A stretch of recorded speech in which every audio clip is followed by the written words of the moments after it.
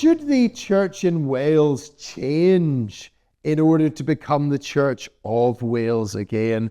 Hello and welcome to the Hope Cymru Talk Show. My name is Marcus Nelson, and it's a pleasure today to be joined by my good friend, Rob McDonald. Rob, thanks so much for joining us. Great to be here. Rob, there has been something of a feeling that we need to become a little bit more like the world around us and a little bit less like what the church has been historically in order to be credible and relevant today.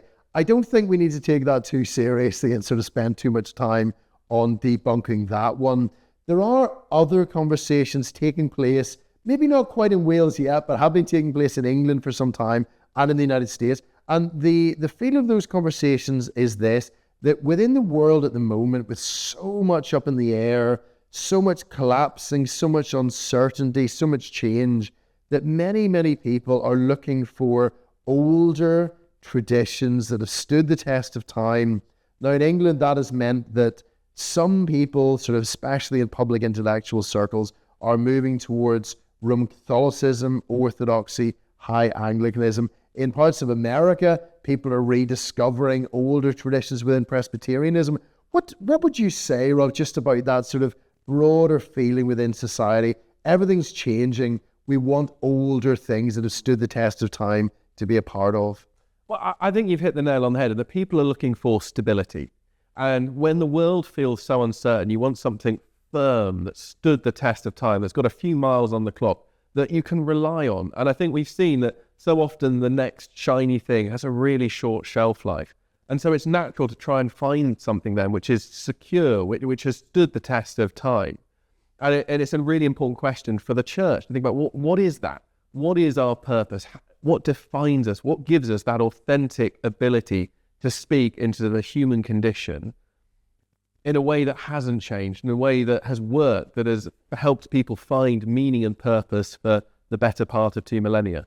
Yeah, it's a sadness. I don't know if you like watching Midsomer Murders. We quite like Midsomer Murders, but it's always a sadness that, you know, more often than not, the terrible, you know, killer turns out to be this, you know, utterly bizarre and strange village vicar who doesn't believe anything at all and just uses their position to do, in the end, horrific things.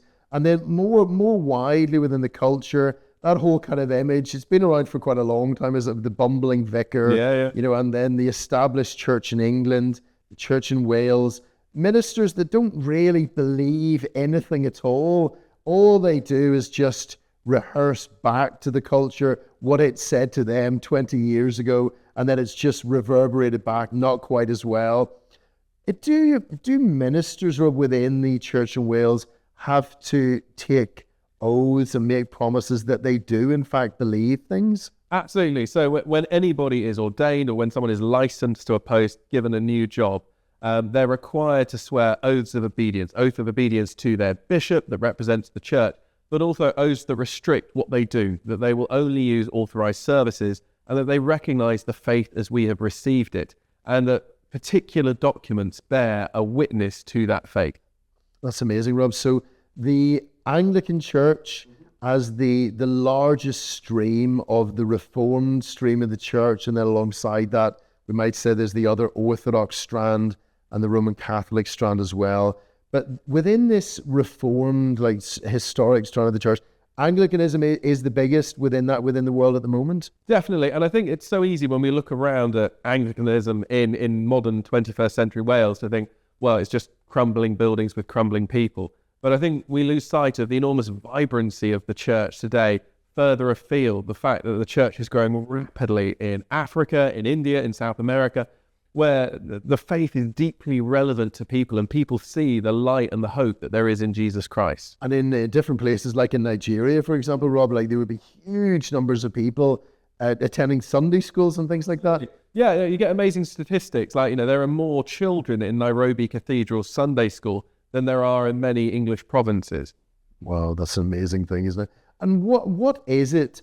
What is the standard confession of faith? You know, we know that within the churches that come out of the Reformation, there are all different confessions that arose in the 16th and then in the 17th century. What's that called, and what's a little bit of the background of that within the Anglican Church? Well, people have often sort of challenged Anglicans, or what is it that you believe anyway? And people really struggle to define what is Anglican and what isn't.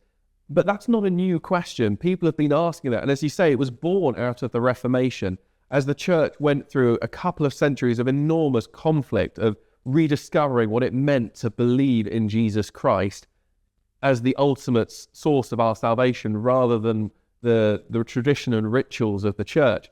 And so within the Anglican world, we have the 39 Articles, which were developed after the Reformation, as the Anglican tradition was trying to establish what is it we believe, what standard do we hold people to, how can we authentically declare the faith as we have received it in the face of so much opposition, in the face of a society or a culture that may have a very different expectation of faith. And so some would say then, okay, so the 39 Articles and Anglicanism came out of the 16th century Reformation. And really then the only reason that there was the Church of England, of which the Church in Wales at the time was part of, was really just because of Henry VIII's marriage problems. Like that's where it came from. Is that the case? Or has there been a historic church in England and of Wales much, much older than that? I think it's really unfair to pin it all on Henry VIII. I'm sure he must take some of the blame.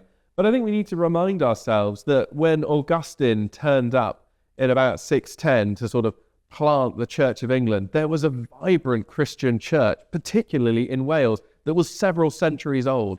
There were bishops from these isles attending the council at Arles. We know that they played a crucial role at Nicaea. Faith has existed in this country long before any sort of established church arrived.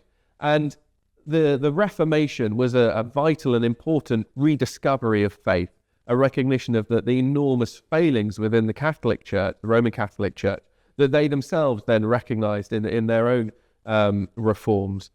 But the relationship of the monarch was just one small part of a much bigger Reformation that spanned across Europe. Otherwise, it wouldn't have had any impact on Germany, on the Netherlands, on France or Belgium, on most of Europe that experienced this dramatic shift in our understanding of what it meant to be Christian. So amazing that there was a church, a Christian church in Wales and in ancient Britain at the time of the Council of Arles, the beginning, very early 4th century, and that it had a developed structure with bishops in it even at that time, which suggests that it was even older still. Some would say, the middle of the 1st century, even as possible, Roman traders, and, the Llandaff Cathedral may be one of the oldest, if not the oldest Christian church in Britain. So what we're saying then is that within the church in Wales, we're part of this church that nobody knows even how old it is. So Google, Amazon, Cardiff football team, all these, they're very, very recent phenomena compared to the church in Wales. Absolutely. And the church of Wales has been around for the best part of 2 millennia. It has stood the test of time. And for most of that time, it's had a really clear understanding and a really clear articulation of what it believes, of what it stands for, of what it means to be Anglican. And those reformers that took place took part in the writing of the 39 Articles, particularly Thomas Cranmer, others that were involved in the writing of those articles in the 16th century, didn't understand themselves as doing something new. Absolutely. They weren't innovators, but going back to what it should have been. I think they would be the first people to say, no, we're not trying to sort of innovate here. Yes, if anything, we're trying to renovate. We're trying to sort of tear off the things that have been bolted onto our faith and go back to that structure that works. Because the 39 Articles weren't written in isolation. They stood alongside a prayer book that was full of scripture, of rediscovering the great power of scripture in worship, and the book of homilies that sets out the theological basis for each of these key points. They were definitely trying to go back to the source, the origins of Christianity, rather than the cultural layers that have been placed on it through the centuries. Very good, Robin. And it's lovely in that way. I love Heinrich Bullinger's book, The Old Faith. So he's writing on the continent, but he's saying very much the same thing. And he's saying that in that book that it's this one faith in Christ from the very beginning of the world that joins all the peoples and nations together in confession of that, and that the reformers are not seeking to, invent something new, but just to rediscover what had been before. So talk us through then, Rob, just a little bit more of the background to the 39 articles, who it was that drew those together and what they hoped to achieve by that. So it came out of a need to be really clear about what it is we believed. The church had gone through, a century and a half of massive TikTok change, of sort of minor reforms under Henry, and then major reforms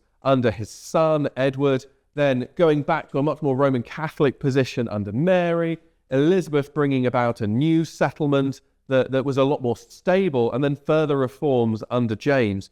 And so just within those sort of 4 or 5 monarchies, that sort of half a century, you have dramatic shifts. And as the articles were developed, they became this sort of litmus test for what is it Anglicans believe? How do we know whether this is appropriate or not, whether this fits with mainstream Anglican belief or not?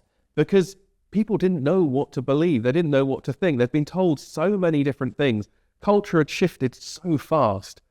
There was a need to go back to the source and say, right, we need a really simple list of what it is we believe, what it is we stand for as a church, so that people in the pews understand it, people in the world outside know, and they can make that choice of, yes, this sounds like a cohesive, compelling, exciting vision for Christianity. Yeah, very good, Rob. So the earlier attempts, it was very, very well known, and it was sort of more and more derided.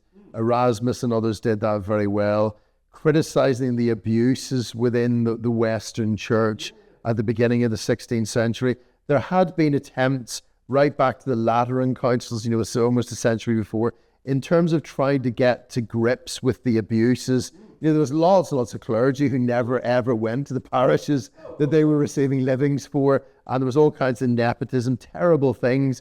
Clergy uneducated, never actually discharged the duties of their ministries. But what had been tried sort of before, and what Erasmus and the humanists on the continent were trying to do, was they were aware of the abuses, and they said that we just need to pull ourselves up by our bootstraps and sort ourselves out, get rid of all these moral problems, and then the church will be fixed. Whereas the reformers on the continent and in England as well were saying that practice can only change and be sorted out when doctrine is clearly understood and taught. Absolutely. It was that recognition that what we believe matters, and that if we're going to be able to sort of talk about our faith, we need to be really clear ourselves about what it is that we believe. We need to make sure people actually understand what we stand for, who it is we are, and that starts with the basics of our faith. What is it that we believe about God, about creation, about the world? What is it we believe about God's revelation? And with those things in place, everything else follows. What it means for a church service, how we're to organize ourselves, how we're to present ourselves to the world. Those can only follow if you're really clear about what it is we actually are.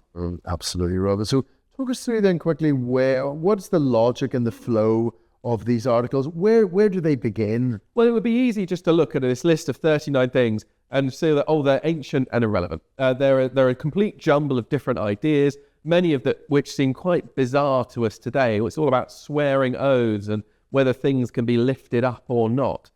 But there is a real sense of logic to them, the desire to build on those foundational statements of faith, the great creeds of the church.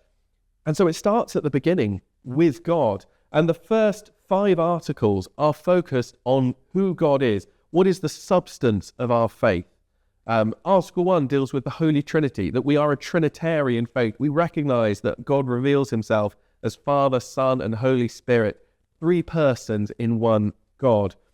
And then articles 2 through 4 look at who Jesus is, God's revelation to us, God made man, the Son of God, the Word of God, and what God does as he exists on earth in Jesus Christ, his role in saving us through his death on the cross and his resurrection.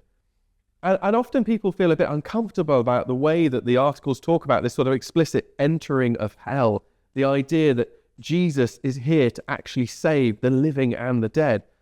But it's the basis of our faith. If Jesus doesn't save the living and the dead, well, what is he here to do? And it finishes with Jesus' return to heaven and the sending of the Holy Ghost that we celebrate at Pentecost, that recognition that Jesus is not inactive, that God is working through all those who believe in him in the church through his Holy Spirit. Very good, Rob. So there would be some that would say, that the Christianity, the Christian church is more or less the same as other world religions. And then there's some that would say, no, it is distinct and different because it teaches that we are forgiven rather than trying to earn forgiveness ourselves. But really what the 39 Articles are doing is starting somewhere else. So that is true, that we are forgiven. We don't earn our own forgiveness. But the distinctive, the most distinctive element where the Articles begin is belief and confession of the Father, Son, and Holy Spirit. In other words, it's which God we're actually talking about. So we're not talking about the gods of Hinduism. No, we're talking about the God of the Quran and Islam, but we're actually talking about the God of the Bible, who is the Father, Son, and Holy Spirit. That's the starting point from which everything else moves. Absolutely. And with that really important building block in place of who God is, what is this God whom we worship, it then moves on to talk about how do we know about him? How do we then move forward?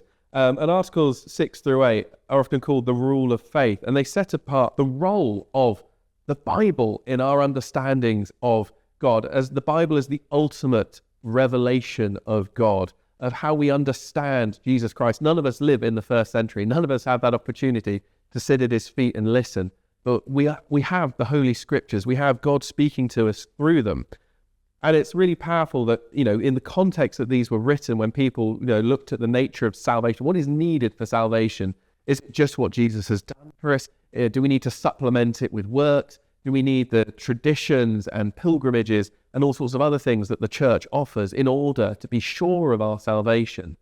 The 39 Articles were really clear that the Scriptures reveal everything you need. What you need to be saved can be found within these words, in a relationship with Jesus Christ. And it's the whole Bible. Throughout history, people have been trying to sort of tear out the bits they didn't like, or the bits they find uncomfortable or difficult to understand. And it's great that, Article 7 specifically says the Old Testament matters, that we can't ignore the history of God and his church, that the backstory, the process, that the prologue, if you like, that gives us Jesus Christ is important and matters. It gives us the context for what Jesus brings to the table. And it finishes with a recognition that God is still at work in his church, that these historical creeds matters. The Apostolic Creed, the Athanasian Creed, the Nicene Creed are reliable and have been proven by the better part of 1700 years to show what we believe. But I think it would be easy to say, well, why would you need anything other than these three historical creeds? Why take it further? Because culture has taken it further. We exist in a society that is very different to those original meetings and gatherings of believers. And so we need things like the 39 Articles to take us on that next step, to talk through the things that they don't cover, the things that the church has wrestled with and often got so badly wrong. It's powerful thought, isn't it, Rob, that when we stand up, as we do on Sundays, and we say these words of the Apostles' Creed or the Nicene Creed, sometimes the Athanasian Creed, together, that we are saying those with Christians right around the world and down history as well. It's such a moving and powerful thing, isn't it? And that those words like confession of the God of the Bible and knowledge and love and trust in Jesus, sharing those words unites us with the global and historic church. Absolutely. And I think that's really reassuring, because it would be so difficult if somebody gave you a blank piece of paper and said, right, every Sunday you need to come up with a new way of talking about the faith. You need to come up with a new way of describing who God is and what he's done for us. It's going to be riddled with mistakes. I think there's that great danger in modern society of novelty, of the desire to, do things afresh and anew and to come up with, a reinvention of the wheel. I think there's real power in going back to something like the Apostles' Creed, which is utterly ancient, and recognizing that this works, that there is real power in rediscovering what it is the church has believed for 2,000 years. Yeah, and we're finding, Rob, the good friends who minister in fantastic Baptist churches, for example, are finding that within all the changes, the turmoil of the world in which we're living, that they're looking for solid foundations as well. They're, some are looking into Lutheranism, others are trying to drill down into the old Baptist confessions, because They're aware that they themselves and the people that are coming to those churches don't want things that were cobbled together yesterday, but want to be a part of something that stood the test of time. And I think we see that, in society, that we love the new, but we hate the disposable. And I think, there's a big campaign against, and rightly so, against things like single-use plastics and stuff. Whereas actually, what is it that people want to see in a museum or in a gallery is something that is being recognized as outstanding and special across the generations. The Mona Lisa is 800 years old and people queue up to see it. And I think, within the Anglican Church, there's real power in, digging through our attic and recognizing that we are the custodians of something that is really important, that has stood the test of time, that speaks powerfully to what it means to be a Christian today. And that the 39 articles are that for us. Yeah, absolutely. And there could be that feeling, sometimes it's across, that what we need to do is to change with the times. But it seems a strange thing to me sometimes, Rob, that what we tend to do is we change and we shelve or we bury and cover over these central doctrines, the central historic basis, but we retain the forms of the past. So we dress in the same ways that perhaps ministers have dressed for the last couple of centuries. If we were to say, out of the two, the substance of historic Christianity or the forms in which it presented are up for grabs, which one would we want to say is the one that's up for grabs and provisional, and which ones do we want to hold on to? Well, and obviously it has to be the substance. And I think because people see through that, we see it elsewhere in society, as we've talked already, that desire for authenticity, that desire for people to actually believe in what they're doing, in the job they're doing, in the brands that they choose to buy. People want something that's authentic, that's real. They don't want a knockoff fake. They want the original, the authentic. If you look at people's shoes, people care about getting their shoes checked, make sure it's the real deal. And I think the same is true of faith. They don't want something that just looks pretty and that might have some lovely needlework. They want something that is going to offer them hope and substance and security. And I think we find that in the historic core of the church.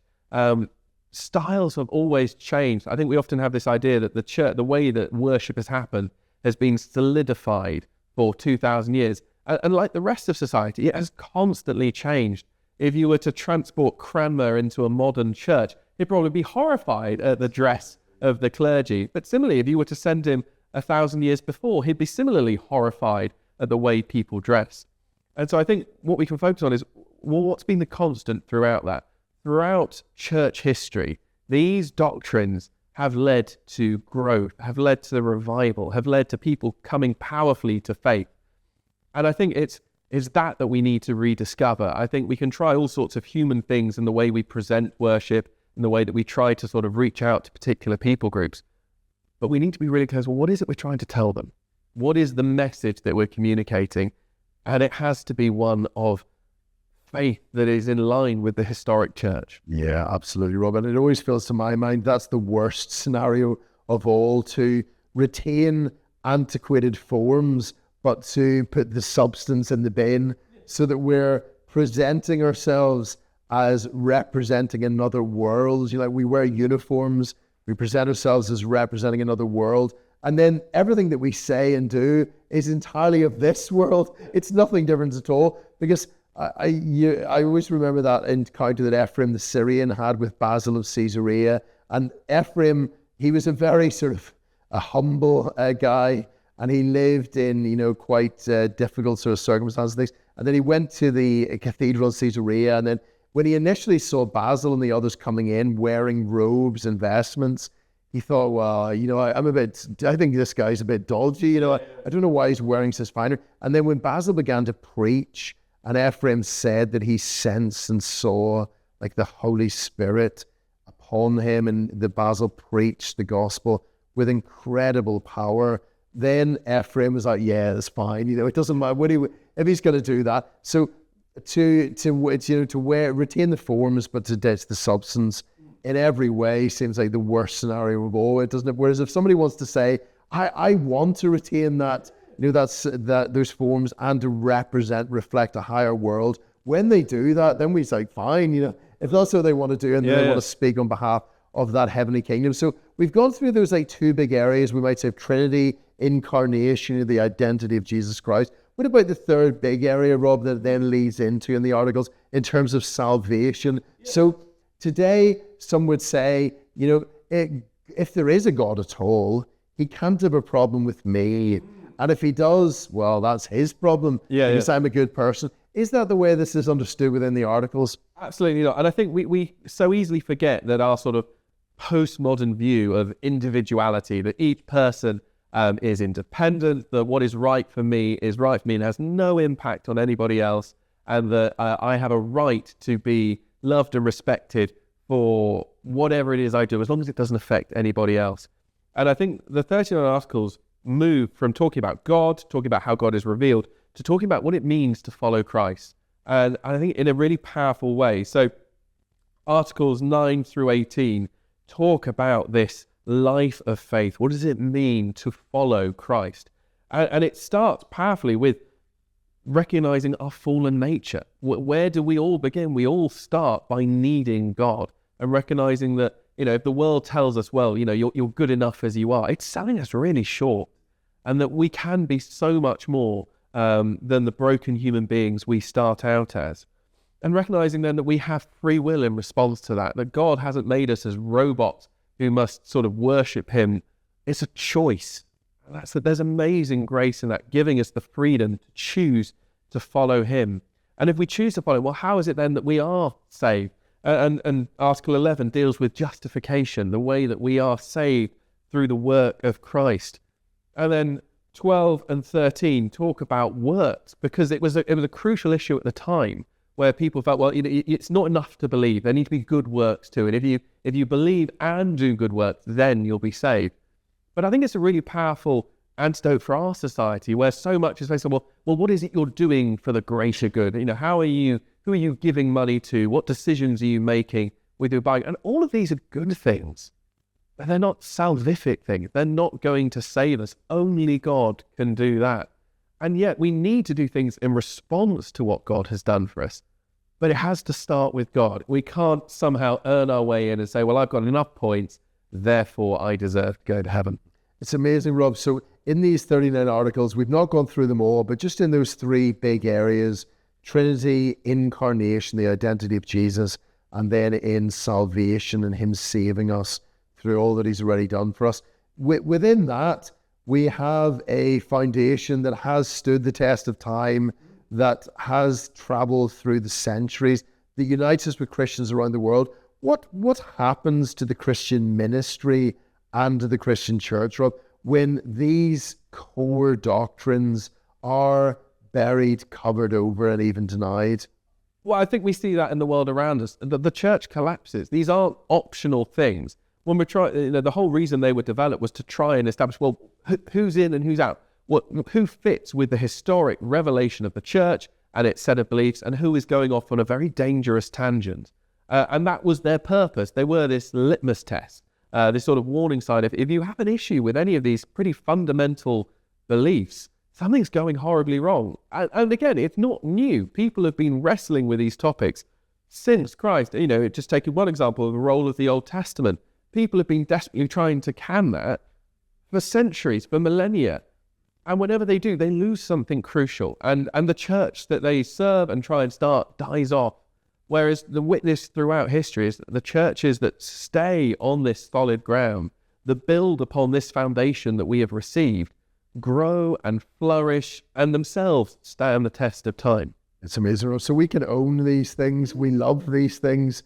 We're very proud to be Anglicans. We long to own it and to share it more and more widely. And when that doesn't happen, there's an erosion of our fundamental beliefs, and it saps our confidence. We lose confidence in what we're saying, and instead of becoming more missionally credible and relevant, we really become irrelevant and have nothing really to share with the wider culture. Absolutely, because it goes fundamentally back to, what is the purpose of the church? Is it just to hold a mirror up to society and say, look how wonderful you are? Or is it to hold a mirror up to society and say, look how much we need Jesus? And it's that goal of, well, How do we do that? By reminding people of who God is, of what he has done for us, by reminding people of how much they need God and how God is the solution to their problems and their fallenness. And then by offering them hope. And I think, the minute that we step away from that territory and that we become about just trying to blindly affirm people in whatever it is they think they're doing, they can't possibly get it wrong, we lose part of who church is. We're not here to blindly perform a ritual. We're not here just to sort of run food banks and schools or musical departments, as good and wonderful as those things are. We're here because of Jesus Christ. And if we lose that, we lose the reason for our existence. Yes, we don't want to become less like what the church has always been. We want to become more like what the church has always been. And that unites us with the global church at the moment, Rob, where so many churches are growing in incredible ways. And those places where the church is growing are all places where these core doctrines, fundamental of the Christian faith, are owned and taught and celebrated and shared. Absolutely. If you were to walk into an Anglican church in Kenya, in Nigeria, in Uganda, you would see such life and growth and hope and light. But it would be based on these articles. I think it's something really powerful about how they were written, that really scriptural basis, that they are not unique to a small island off the coast of Europe, but they are universal, and that wherever they are held up and revered and established, good things happen, Christ is at work, and his church will be built. So thank you very much, Robin. Final question then in that way. What we've said is that in order for the church in Wales to become the church of Wales, not through a re-establishment or anything like that, but by winning the hearts and the minds of the people, the best way for us to do that is to really be ourselves and to own these things. How can we best own them and share them with the land of Wales? Well, I think the first thing is to be really proud of them. I think it's very easy to sort of treat this as some sort of weird heirloom that we've inherited that we need to hide away and sort of maybe only bring out on special occasions.